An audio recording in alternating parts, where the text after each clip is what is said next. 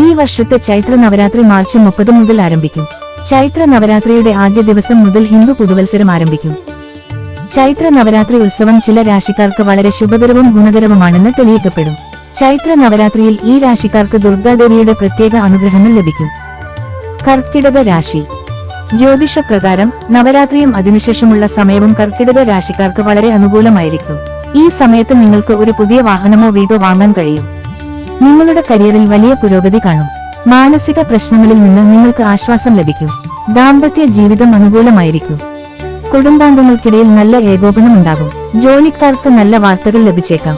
ഈ കാലയളവിൽ ബിസിനസ്സുകാർക്ക് വലിയ ലാഭം നേടാൻ കഴിയും. കന്നി രാശി.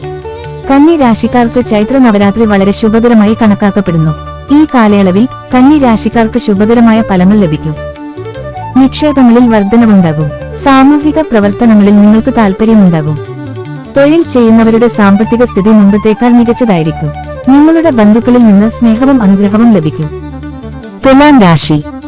ചൈത്ര നവരാത്രി സമയത്ത് തുലാം രാശിക്കാരുടെ സാമ്പത്തിക പ്രതിസന്ധി പരിഹരിക്കപ്പെടും.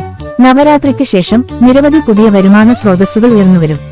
ജോലിക്കാർക്ക് സ്ഥാനക്കയറ്റം ലഭിച്ചേക്കാം. വീട്ടിൽ അല്ലെങ്കിൽ കുടുംബത്തിൽ ചില ശുഭകരമായ സംഭവങ്ങൾ നടക്കും.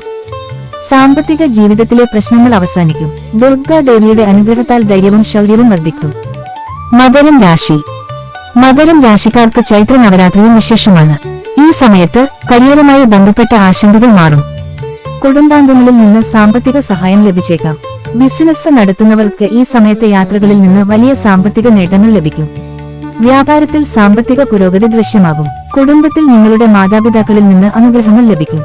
നിങ്ങളുടെ ഇണയിൽ നിന്ന് പൂർണ്ണ പിന്തുണ ലഭിക്കും. ദുർഗാദേവിയുടെ അനുഗ്രഹത്താൽ നിങ്ങൾക്ക് ആഗ്രഹിക്കുന്ന ജോലി ലഭിക്കും. നിങ്ങൾക്ക് ഏത് മതപരമായ ആചാരത്തിലും പങ്കെടുക്കാം.